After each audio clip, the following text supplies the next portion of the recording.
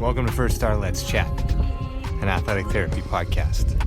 I'm your host, James Gardner, certified athletic therapist, certified strength and conditioning specialist, yoga instructor, human being. This platform, for the pros, by the pros, anybody in the performance space, and beyond. Welcome here to share in the stories of professionals, experiences, journeys, learning along the way. It's a platform to connect, to network, and to be a part of a community that cares, with conversations that matter, experiences that resonate, and generate ideas, thought-provoking, organic dialogue, passionate prose. Brought to you as always by First Star Therapy, Mobility Tape, Epic, and Benchmark Athletics, in association with the Canadian Athletic Therapists Association. It's First Star Let's Chat, an athletic therapy podcast. Thanks for being here. Thank you for being a part of it.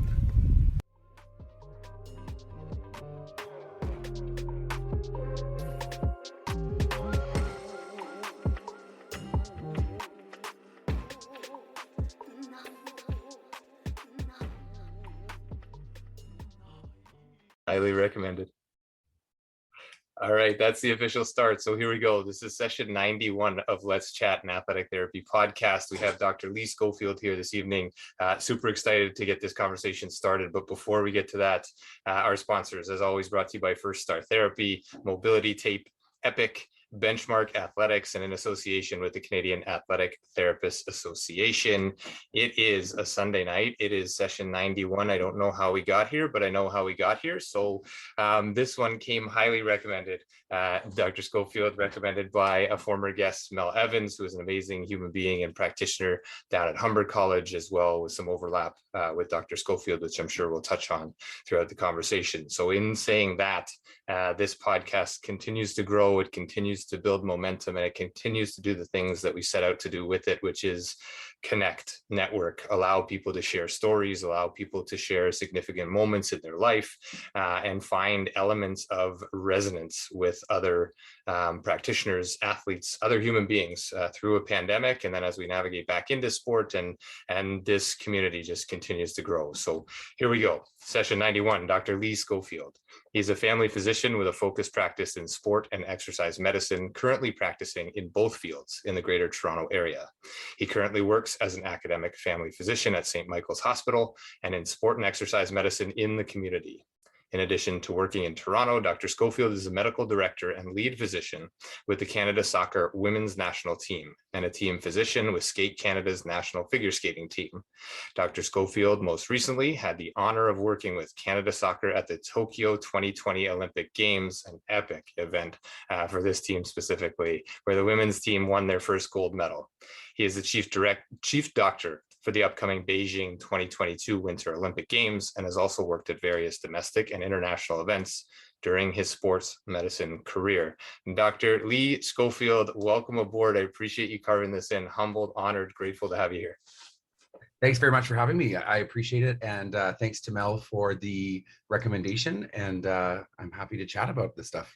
Yeah, beautiful. And let's just jump right in. We had a nice little weekend, drove to Ottawa, watched a good friend and colleague play in the CPL, sat with another soccer therapist out there. We talked a little bit about you and you coming on here and how amazing and all the amazing things that you've done through your career. Not to put more pressure on your shoulders, but I just think to thank you for the impact you have in this community without even having met person to person as of yet. The impact goes such a long way, and I don't even know if you realize that sometimes, but all of the people that I talked to leading up to this conversation had nothing but glowing remarks, and maybe that was selective choosing on my part, but they all had nothing but amazing things to say in the soccer space and beyond. And I would love to start with why medicine, why sports, and start there, and then get into this Tokyo and Beijing and all these amazing things. Yeah, absolutely. That's exciting that you asked me sort of why medicine, and even going back before soccer. I would say I'm a little bit different than a lot of people that I work with, in the sense that when I was in university and trying to decide what I wanted to do with my life, I guess medicine was something that I definitely had an interest in, but had very limited practical experience in terms of mentors, family members, people in the community that I knew. And I also had a few other interests that sort of academically, and things that I did that I really wasn't sure where to go when I was in my early 20s in sort of pursuing my interests. But I always have had an interest and sort of had my hand in different elements of medical response, healthcare, first aid, first responder, in my leading up to where I started going into my career in medicine. Whether that was with summer jobs I used to work for the Canadian Coast Guard in search and rescue, or in my university days, I worked at McMaster University in our campus emergency response team. So I had a lot of experience in the medical field, whether that was specifically in what a physician would do, but certainly as a first responder. And I was studying kinesiology at the time, so I had the opportunity to get experience in sort of the rehab world and some of that introductory piece on that side as well. Yeah, and so medicine was something that I was interested in, and I was encouraged to get some experience and try and have some opportunities to shadow others and have some opportunity for mentorship, which I tried to do towards the end of my school career, and really found an area that I was interested in and had a passion for. Having said that, when I got into my training in school, I will be honest, I had a really difficult time at certain points in my medical training in my undergrad in school, trying to figure out exactly what I wanted to do. So I had sort of achieved this goal of getting into medical school, but what I wanted to do with that for my career, I wasn't quite sure. And even going into our clerkship rotations, which are our last 2 years of medical school, I found that some things I just really did not enjoy at all, and other things I quite loved. And the one thing that emerged during that time was my interest in primary care and in family medicine, and my interest in women's health, and then also my sort of ongoing interest in sport and exercise medicine, or that area, which I had began to discover during my kinesiology degree in my undergrad. And then really from there, I really took every opportunity to get some experience and see what that area, that field was about. I was not a varsity athlete. I was not a very competitive athlete at all, I would say. I was a clumsy kid who liked to do lots of sports, but didn't do any particularly great. So my experience in rehabilitation clinics, for example, and working in that field was a bit limited. But I was very fortunate to have a few colleagues and mentors in that field, like Dr. Laura Cruz here in Toronto, and Dr. Julia Elaine, and a few others that really opened my eyes to the field. And that's really what started me into my career in kind of balancing those interests, which is really family medicine, women's health, and then sport and exercise medicine. Amazing, and some really cool pieces of just maybe not in medicine and maybe not in sport, but in general, some life pieces of sort of going to the passion, following the passion, finding the passion first, and then, following that path and seeing where it leads. The kinesiology, obviously you find something you like and enjoy, and expand into these areas. And then you talk to opportunity. And this we talk about all the time on this podcast and beyond, is utilizing those opportunities as such. You go and you pour yourself into those opportunities, and if you just don't say no, something's going to come of it. If you just keep saying, if you say yes long enough, maybe something hits home. Yeah, and I would definitely agree. And I think that where I am in my life now, it's fine. It's I had really supportive parents who really encouraged me to take those opportunities when I was younger. And definitely where I am in my career is partly because of that that philosophy and trying to make myself available and open my mind to some of those opportunities. Where I am now, it's definitely finding a balance between those opportunities exist and then the rest of my life, which has been an interesting process in the last 18 months, but definitely has been something that I always recommend to people and say, keep your eyes open and keep your mind open to new possibilities, because you never know. Yeah, right. And then perhaps with all the yeses comes now starting to pare back and add in some no's to some certain things. But some of those no's don't exist in the Olympic world of late. And I really want to just jump into this because we have lots of overlapping people. But I think these titles, these opportunities that you have created for yourself by taking those opportunities to follow passion and find mentors and do these things that really, really matter and really, really change your outlook, my outlook, our outlook as a collective as we move through. Let's start sort of with Beijing, and that's upcoming. So that's the chief doctor. Like, this is a big title. What does that look like for you in terms of your role? Because I think that is to understand where therapists fit in, or where prep of athletes, or where the connection and the communications happen from you as the chief doctor, and what your role is with that.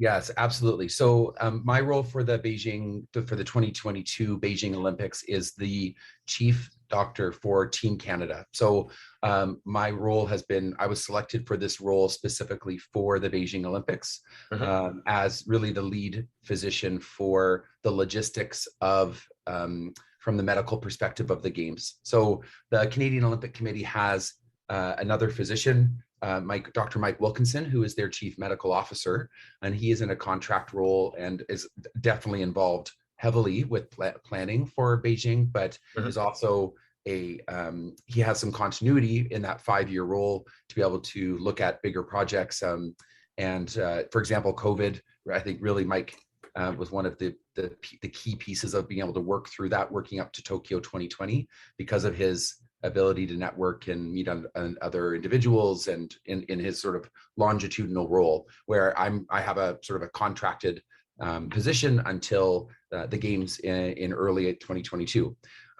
So I really oversee along with the rest of our leadership team, which includes our chief therapist, our clinic manager, and Mike, really all of the other sports that would be coming into the into the Olympic bubble. Right. That typically it consists of sort of two groups, broadly speaking. Some teams will bring, from a medical perspective, they will bring a medical staff with their sport organization. So for example, you could take a sport like figure skating. They may bring their own physician, their own rehabilitation team, mental performance coaching, and whatnot. And then other groups, even though they're sport organizations, with the way their accreditations work, they may not have designated medical staff of their own, or they may have a hybrid where they have some of their own and then some that are supplied through the Canadian Olympic Committee. So I'm there to help make sure that everything is set up well and prepared for both of those groups to arrive. And then also helping to communicate that information through to them, as well as our actual health services team, which includes physiotherapy, athletic therapy, massage therapy, and medicine, and mental performance psychology. Yeah, wow, what an amazing honor, and congratulations on being named. That's an amazing piece of anybody's puzzle, but for you to navigate this space and find your way to do that, to lead the country in terms of the medical side. I think back to school sometimes about these international events, and the one thing that always stood out in my mind, or that I always remembered, is always remember the electrical outlets are different in different countries. So you need to make sure that that's a thing. So I don't know, there's a little tip, maybe not. I don't know. I feel like, yeah. I was gonna say, I'm pretty sure we have a Rubbermaid bin full of there you go. Yeah. Adapters. Specifically for those things.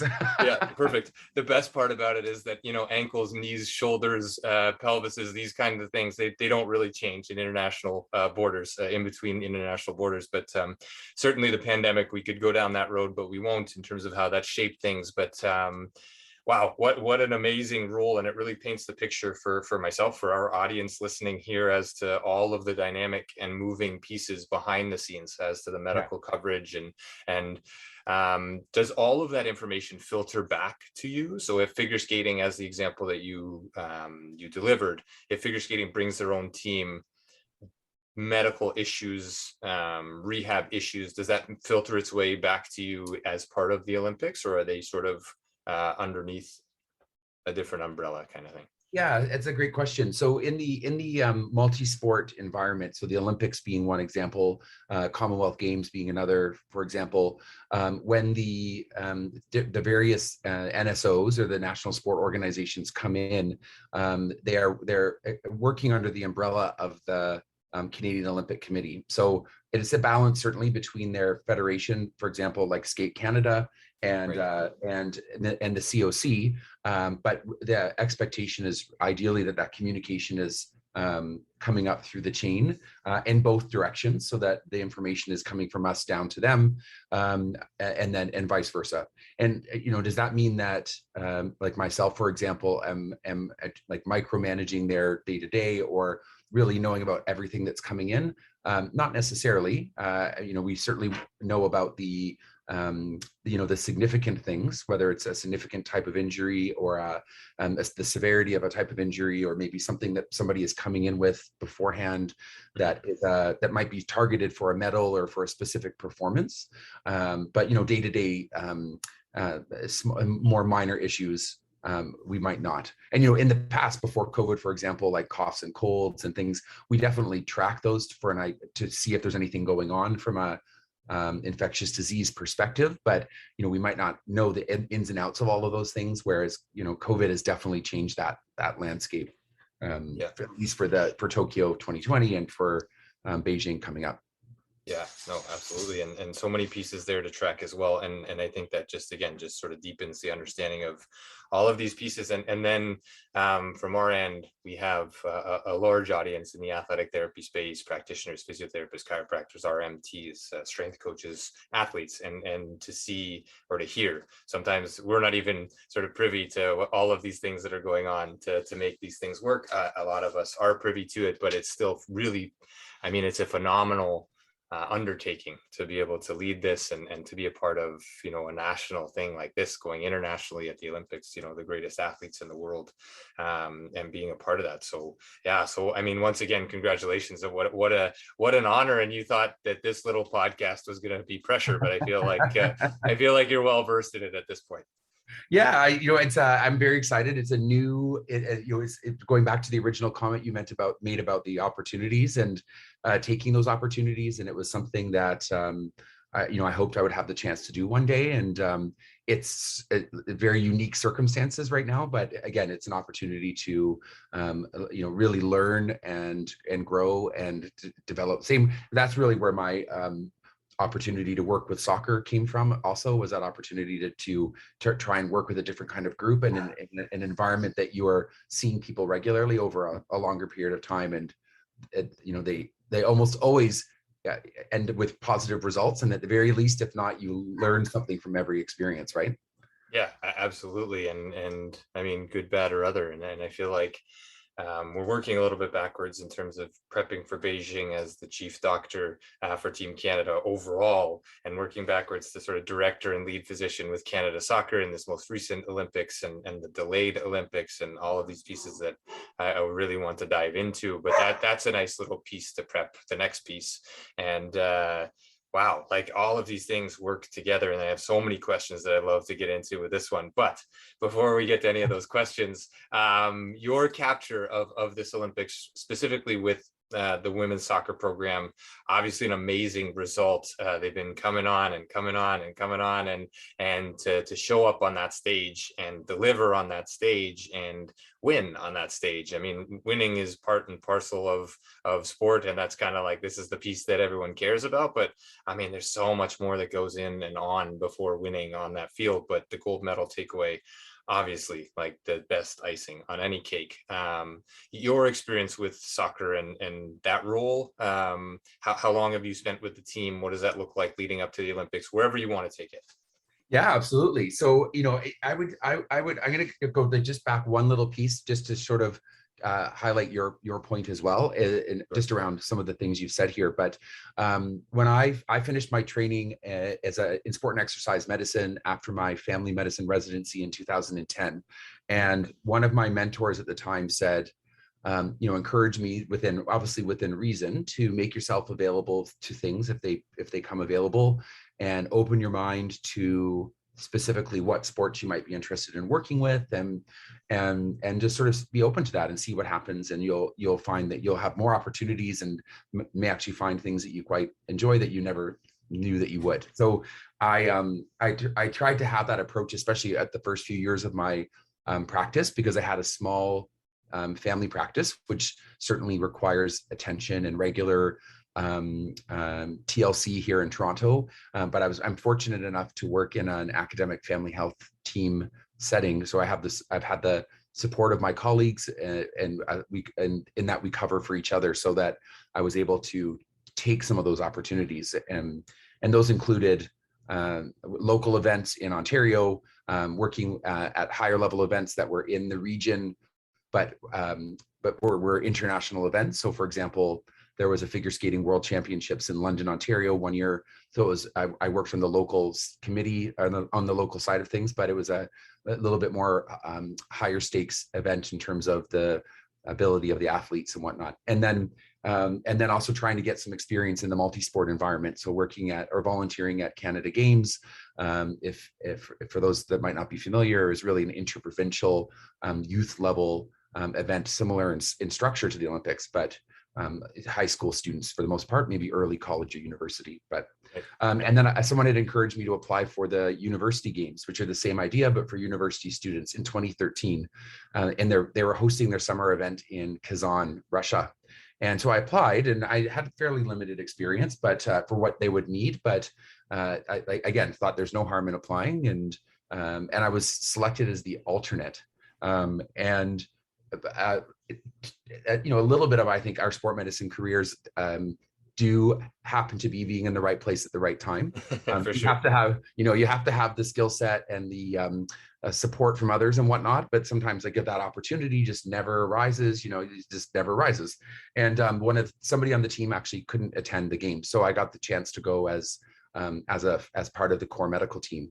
And really, that was what I think changed my trajectory in terms of having the opportunity to sort of demonstrate my skill set and prove myself and my attitude and kind of work ethic, but also get some key experience under my belt so that I could build on that with other opportunities. And so that's why I say that, is that, I could have easily said, I'm not going to apply. They only take, a handful of physicians, and everybody says that everyone applies all the time. But I did, and I got the chance to go. And, because of that, I was able to work at the Pan American Games in Toronto and a few other events. And during that process, a colleague of a colleague mentioned to me that Canada Soccer was looking to expand their pool of doctors traveling with their youth teams on the women's side. So under 20, under 17 specifically. And if I potentially had any interest based on what they'd sort of heard about my my experience and my attitude and how I kind of approach working in these sort of interprofessional groups. And so I said yes. And that's where that was in 2015. And that's where my sort of working relationship with Canada Soccer and the women's team started. Yeah, this capture is I just hear so many things, and these lessons, they're for everybody, in whatever walk of life. It's taking the opportunity. And I just, one piece that really resonated with me was taking the opportunity for sure, saying yes for sure, being in the right time, the right place. Absolutely, that's a contributing factor, I think, in everybody's world, definitely in the sports and the performance spaces.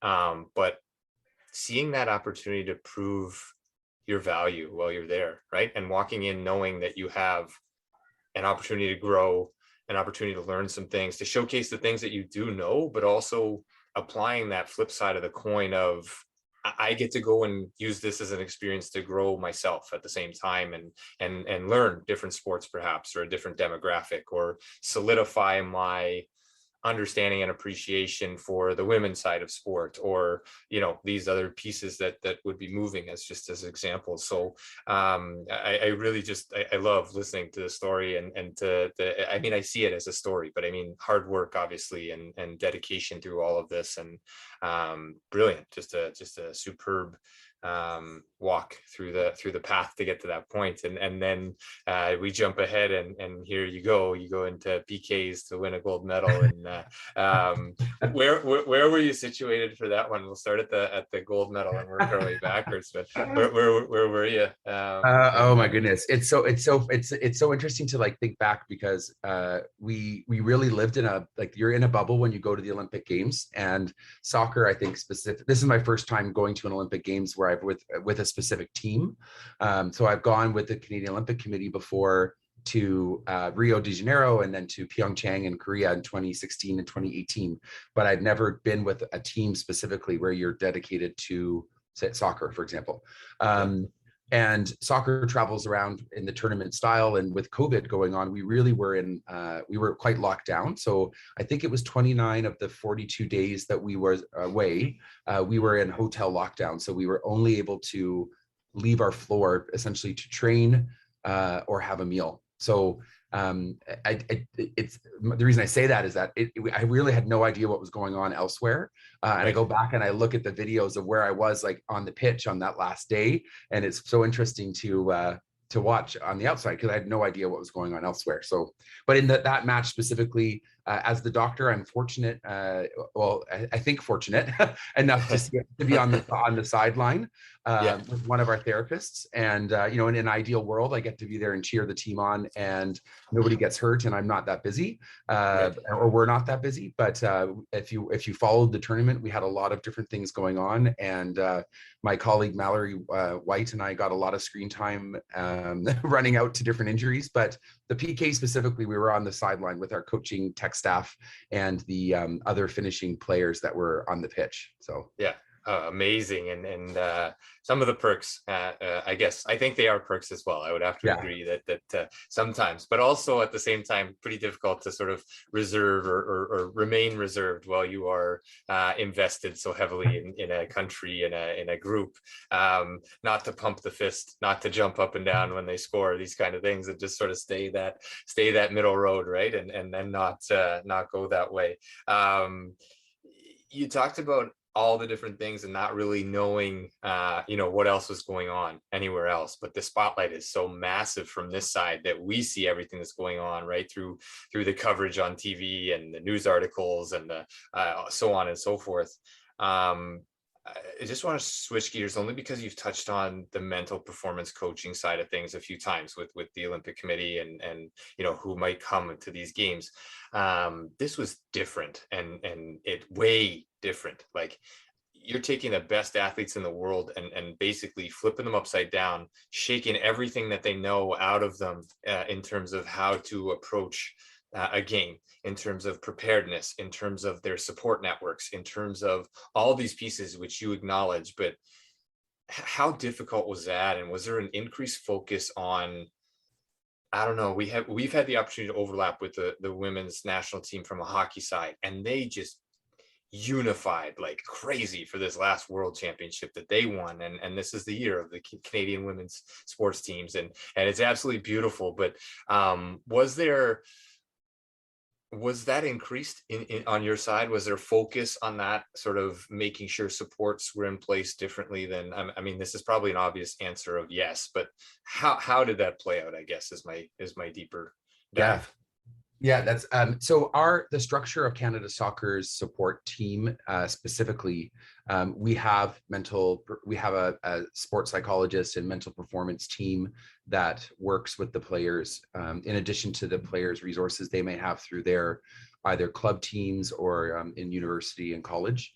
But we're fortunate to have those individuals that work with Canada Soccer full time. So we have a baseline of support for them, and some of the players may have other access to resources that they have chosen to network with.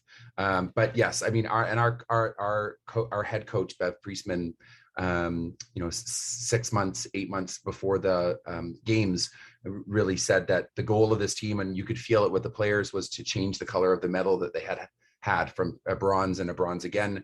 And what did that mean? And what did they need? What did they need as a group to be able to achieve that? Which an element of that is the sort of mental performance, and that how do you change that mindset from a okay, silver or gold medal performance, and like what does that practically mean? So and trying to, I think our medical side, we work with the athletes to figure that out from a sports science and performance perspective, but I think as well the mental performance piece are doing the same kind of thing. And then we throw the wrench of COVID into the whole mix, which then removes in our case, removed spectators from almost all of our games, removed the ability to have friends and family come to Japan for those supports from a bit of a distance. The lockdown in our hotel, which I mentioned to you before, and people say, oh, that's such a bummer, but you could go for a walk, right, or a run, and you're like, no, we couldn't do anything. So how do you help support a group of 35 people through that when it's day after day of the same kind of thing, right? Yeah, and it wasn't easy. We do have some inside looks at that, which we won't get into how or why or what. But I mean, when you have to scan in, scan out, pick up food with gloves on, wear a mask all the time, have a dividing piece of plastic between you while you're eating a meal, like these are things that nobody could have prepared for. And then it's just a pretty quick shift. And I think for me, it just showcases just how adaptable, I mean, humanity can be if and when necessary, but athletes specifically, to get it done, they pull together, they do the things, they follow the rules, and then continue doing all of the other stuff that they do so well on a daily basis. Yeah, and I would give full credit and even more to our whole team, because really everybody, everyone has their. I'll be honest and say it's not, not everybody is 100% on board with everything at times, because it's difficult and it's challenging and can be hard on yourself when you're going through the process. But I give full credit to everybody for really trying for us to do our best and keep our group philosophy and attitude positive, while still trying to kind of follow the new environment that we were in. And really our staff, our full-time staff and our coaching staff have really encouraged us to live and be an example of what we're trying to have the players achieve with those high performance behaviors, right? So if it's, when it was with respect to COVID and how to manage that, everybody we were trying to have, transparent communication and the support that was needed for everyone, so that the players would be able to feel the same way and then be able to do that and perform at their best. Yeah, and you personify this, you live this. I feel this, I'm sure our audience feels this, is that talking about it and talking down through the rest of the team or other people, or that's one thing, talking about it, but living this and being those things, transparent, authentic, making sure communication is front and center, like this is the bottom line, I think, for me, that I've come to accept, that like all those skills and frills of this is how you mobilize a joint in this position and do those, like those are great and those are amazing and they help, but they don't help nearly as much if you don't have those other pieces: the transparency, the trust, the empathy, the compassion, the passion in yourself to be there and not be the person who's not even on the field, but dragging ass, for lack of a better term, to show up and this is too hard, I can't do this, and sort of being that non-cheering doctor right on the sideline until it's all over, and then you can cheer, take your sigh of relief, do whatever else happened afterwards, and just truly embody it. And so I mean, I feel that, I mean that, very sincerely, just through this conversation here, and again, coming back around to the people that I talked to that know you prior to this conversation. So well done. And I think these are lessons that all of us need to hear and be reinforced, and maybe more so than what course should I take, and how do I be the best taper, the fastest tape. Like these are things that are fundamental to all of us in our daily life.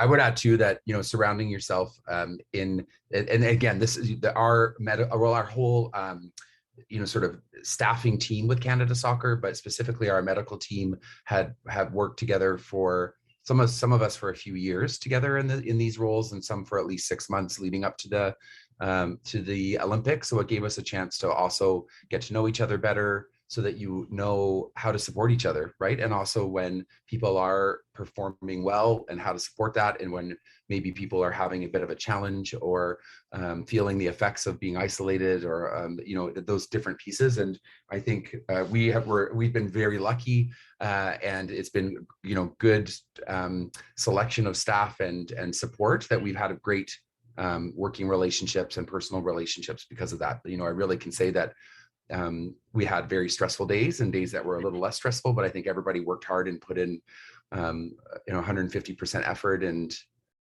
whatever that task might be, whether that's something that they're trained to do, or just part of what needs to be done for the tasks of that day. And I think even with our having 2 games in the knockout stages that were penalty kicks and extra time and all these different things, we all stepped into roles that were new for us in the real world of soccer, and had to figure out how to make it work. And it worked well.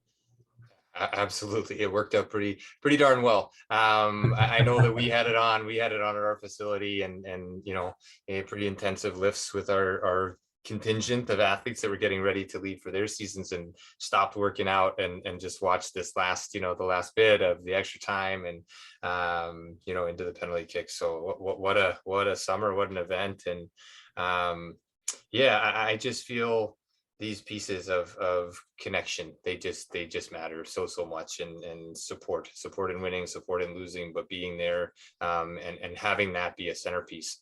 Canada Soccer has shifted completely in the last, I don't know. I mean, it's palpable now. It's taken some time, obviously, to get to this point, but on the men's side, on the women's side, and it seems, from my knowledge of people associated, or just from the outside looking in, both, that piece that you just touched on is front and center, and winning happens when attitudes behind the scenes are based in winning, not the gold medal, but in being a solid human being, and lifting somebody else up, and knowing that if you fall down, you're going to get lifted up by those around you, maybe quite literally in your case when you're running on the pitch, but figuratively speaking as well. And a couple different things I just want to touch on, and I won't keep you too long, because I know you finished your hospital. Well, that's stay. okay.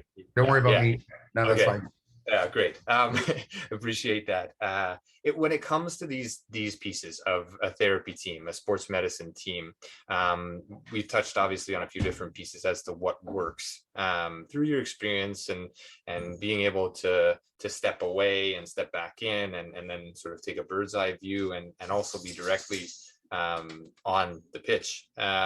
What are the things that don't work, or where are some breakdowns, generally speaking? It doesn't have to be specifics, obviously, on names or anything like that, but are there areas that you can talk to in terms of, let's just say from a therapy standpoint, like where are the breakdowns in communication? Where are the breakdowns in understanding and knowledge, perhaps?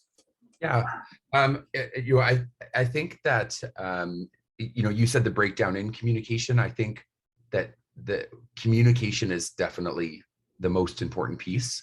I would say as well that I'm going to just switch it a little bit and say the things that I have found to first that really help make those things successful, really. But having a clear idea of expectations from everyone in the group, or who you may be working with. So whether it's like a longitudinal kind of experience, or whether it's a one-off day that you're working at an event and it's a group for that, I think just getting a clear idea of from each person who they are, what are they there for, like what would they like to get out of the experience for themselves, as well as what would they like to try and bring to the experience. Sometimes you end up doing that a little before you might actually start working together, but I think it helps to frame, and potentially where what areas people feel are their areas of strength or maybe expertise. And then also, I think the areas that people may, and this may sometimes is a bit trickier, but people that may identify that have areas that they don't feel as comfortable with, or maybe areas that they want to work on. And the reason I say that can be tricky is that sometimes people they're not aware of those things, but some people do have good insight and they want to improve a specific skill set or a task or whatnot. So I would say when those things don't happen, I find that I've encountered more challenges in breakdown and communication, because I think there's a disconnect sometimes in terms of what's being said and what's being heard by the other person. So I would also say the easiest way to say it and I say this in medicine as well, like in my clinic life and family medicine and whatnot, is that you have to check your ego at the door. Especially when you're working in an environment like soccer or any sort of sport. We're there really to support the athletes and the team to achieve their goals. And I find that teams work well together when everybody recognizes that. And it's not realistic to think you will not have any bumps in the road. But the ego's one that just makes those bumps bigger and harder to get through. So, as a physician specifically, if I'm doing my job well, then, not my job well, but if things are going well injury wise, then I actually shouldn't be that busy from a physician perspective, because a lot of the sort of, say it's from a chronic injuries and whatnot, the rehab part, like ATs, PTs, massage, whatnot, are dealing with those issues. And I'm not dealing with as many of the acute injuries, but then I'm not going to sit there and twiddle my thumbs and not do anything. And so, I think people have to be willing to check their ego in the sense of they may be taking on roles that are outside of what they picture as being normal, but also when you have conversations and communicate with other people, whether it's athletes or with fellow staff, that you have a solution-based communication strategy rather than laying blame on each other or trying to figure out that side of things. And unfortunately, I think that's the way the world works. And when you get into higher level sports, I think sometimes motivations for people to do those activities, like to work in those environments, may not be coming from the benefit for the team. So just addressing that and sussing it out, I think.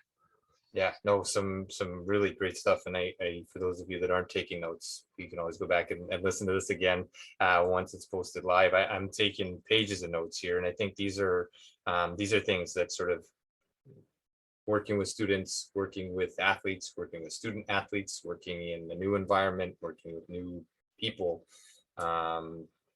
This piece is massive of identifying your areas of strength, certainly, but would you advise sort of therapists or students, or to have somebody they trust to identify those areas of support or areas of less strength, perhaps? How would you address that? I mean, if somebody comes up to you and says like, hey, listen, doc, like I love working with ankles, but toes, like I'm terrible and I need some support with that. Like, can you help me out with that? Or how do you address that in supporting from your role, or even just generally speaking in terms of your experience? Yeah, I think I think that's a strength for people to be able to do that. I think that we have to look at what those strengths and maybe some of those areas of improvement are, and that might have an impact in terms of what what activities you're seeking out that you're working with. If you have a lot of things that you need to work on your treatment skill set or a procedural kind of skill set, then you may need to flush those out before you're working in certain environments, right? Or with certain teams that need that. But I think having far more challenges come up, and sometimes mistakes when people don't communicate those things when they might know them, rather than, and I think also on the other side is don't assume or presume that people know everything that you think they know. So like going into soccer for me, for example, is I never played like high level soccer, so I tried to be transparent with things around the rules and regulations of soccer that I just didn't know.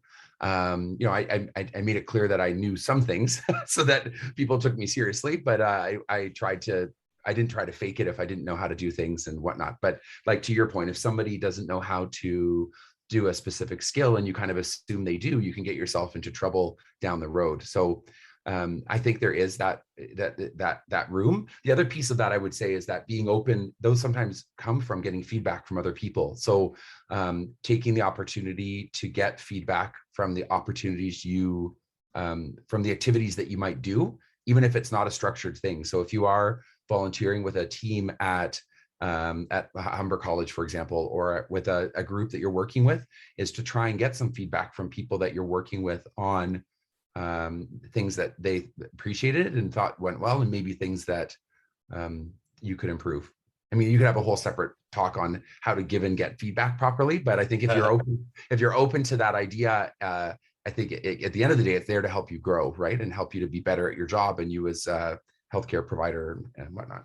Yeah, I think all of the above, amazing stuff, and checking the ego at the door for athletes as well, right? Like checking that piece and not being bigger than the team in certain aspects, and at times maybe you do have to be, but yeah, and even with like Tokyo, for example, where we have Canada Soccer has a debrief process, and they review actually really after every event or camp we have, and we review the sort of the things that went well, things could be improved, things that maybe went not well, and even with Japan, there's definitely things we can grow from and build upon, and then there's things that we thought went better, even better than we hoped they had in terms of our procedures and policy.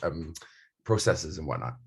Yeah, and comes back to this idea of perfection. It's never going to be perfect because something's always going to be a monkey wrench in there somewhere. So going in again to prove your worth, your value, your passion, your compassion, all these different pieces, but also to continue to learn and grow. And I think this is amazing because we sit back and if you're the smartest person in the room, it's the old saying of like find another room, right? And surround yourselves. The best environments that I've ever been in my space of learning is the conferences or the seminars or the workshops where the other speakers don't leave. They speak, they stay, they listen, they engage with the audience and colleagues. Similarly to Soccer Canada, from the professional sports space where you have a director, a minor league director, whatever the case may be in whatever sport, and you have a whole bunch of different therapists, and it's not a rush to clock in and clock out at the end of the day. It's like that collaborative piece that begins to happen naturally as well, I think, where that trust and communication is at the forefront. And maybe in a pandemic more so, is like, well, I get more time with people, so I'm just going to stay a little bit longer. But what was that sort of a feel, generally speaking, with the team, athletes, staff, medical, paramedical? Was that generally speaking pretty standard on a day-to-day? Yes, yeah, and in the like Tokyo environment specifically, we're always maybe not working on a specific task, but we're always working and available, really, because that's right. What we're there for, right? So yeah. You're right. Like for most people, it wasn't like you started at a certain time and you ended at a certain time. There's always stuff that needs to be done, and it was it's not like it's a task oriented day, but if there's stuff that needs to be done at the end of the day, then we're doing it together, and even when we're done those things, we're often spending time together, trying to support each other, spend some social time together, whatever we could. Yeah. What a brilliant insight, I think, throughout this from the get-go, Doc. This has been absolutely amazing. I won't keep you too long. I want to sort of keep your evening free and allow people to have questions and reach back here. And if you're listening to this live, thank you for being here. When you pick up the podcast, please reach out, tell somebody about this conversation, nudge somebody who could use some of this feedback. These are the reasons that we host this podcast, the reasons that we do this, is to open opportunities to speak to the Team Canada chief doctor for the Beijing Olympics upcoming in 2022. Not too many people get that opportunity, Doc, and I know that may sound, that's a little bit of that ego talking, but like, man, you should be very, very proud of that, and allow your ego to be part of that as well. For this one, director and lead physician Canada Soccer with the women's program, gold medal. Amazing. Dr. Lee Schofield has been our guest. I'll just wrap up briefly, and then you can say goodnight and close us down with whatever closing thoughts you wish. But humbled, grateful, honestly, to have you here, to listen, to be a part of what you're doing, and in remotely, and maybe in the future there's some overlap, who knows, but there is always overlap when we're listening, when we're hearing and engaging in conversations like this. So this is session 91. It's Dr. Lee Schofield. It's First Star Let's Chat, an athletic therapy podcast, as always brought to you by First Star Therapy, Mobility Tape Epic, benchmark athletics and in association with our national governing body in the athletic therapy space, the Canadian Athletic Therapists Association. Doc, I'll let you close this out. Thank you again. Thank you. I appreciate, again, the invitation to come and speak today. I'm still in the process of, I think, reflecting on the last 6 months and the last sort of couple of months and my experience with Canada Soccer, and even, I think, more broadly with my career. So I thank you very much. You know, the two things that I would definitely like to just reinforce and say to the people that are listening to this is those opportunities that may come up, whether they, how wacky or different or in line with your career planning and life planning that you may have, you know, always take a moment to think about them and consider them if they're something that's presented to you, because you never know what doors they might open. And the other thing I would like to say, and I heard this a lot when I was away in the summer, is take the time to enjoy the moments along that path. So you know, we came out of the Tokyo 2020 Olympics with Canada Soccer and the women's team with a gold medal, but there are, that is one memory for me and one moment that I will remember and cherish. And I'm very happy that I took the time along the way to sort of think about other things that I loved about the experience. And I think with the way everything is right now in 2020, COVID, our busy lives, work, we don't always do that. And I think in the sport medicine world, taking those chances to enjoy the moment you're in really can bring a lot to our day-to-day lives. That's Thank amazing. you. And yeah, it's terrific. A really great wrap up. And I'll just thank you one more time, because that's a message again, like greatness isn't built at once. It's built through those moments. And when you take the time with the process, the end result is always that much sweeter. So thank you so much. We'll be back here, same time, same channel next weekend. Session 92. This has been session 91. Dr. Lee Schofield. Thank you so much.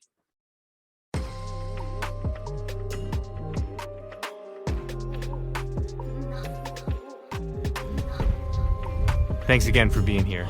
Thanks for listening. Thanks for being a part of this community. Check us out online, firststartherapy.com. That's FIRSTAR therapy.com.